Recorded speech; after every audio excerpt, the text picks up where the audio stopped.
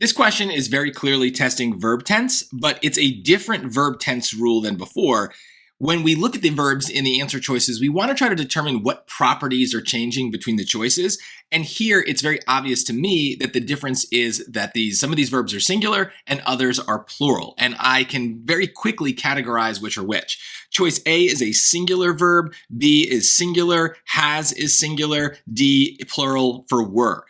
So right away, I kind of know the answer is going to be D because that one is different from the other three. And this is how these verb agreement rules work on the SAT. Now, of course, there's probably going to be exceptions, but at least for the PSAT, you're probably fine just thinking in this 3 versus 1 terms. If you can categorize verbs as singular or plural and one is different from the other three, that's the one that's right.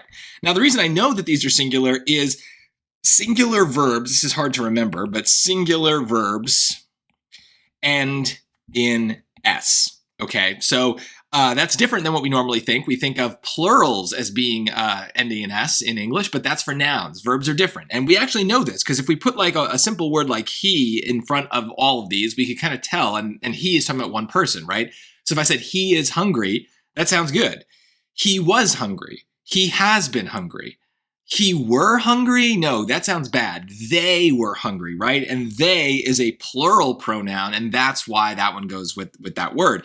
And so that's really what they're testing. Now, all of this gets back to the question itself, which involves finding the real subject of these verbs. That what we have in the sentence must be a plural subject, which is requiring us to use a plural verb. That's how we're supposed to think of this, but we're kind of skipping that step just by playing with the answer choices. But if we were to read it, we would see why thinking about this 3 versus 1 rule is so much easier. What's the subject in this sentence? In the Inca Empire, Alis were family clans that ranged in size from small groups to thousands of people. Well, I want to think that it's A-list, but is that singular? Is that plural? I've never even heard that word before, right? So I don't really know. But it helps to know that clans could be the verb as well, right? So family, they were family clans is really what we're saying here.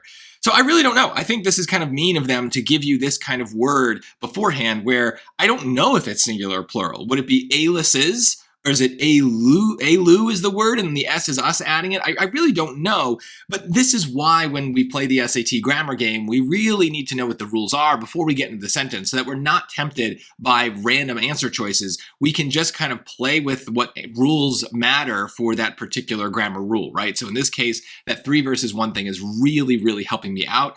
I highly suggest that you look at the answer choices and get good at figuring out which ones are singular and plural. This rule doesn't always apply, but when it does, it's pretty much going to be just pick the one that's different from the other 3.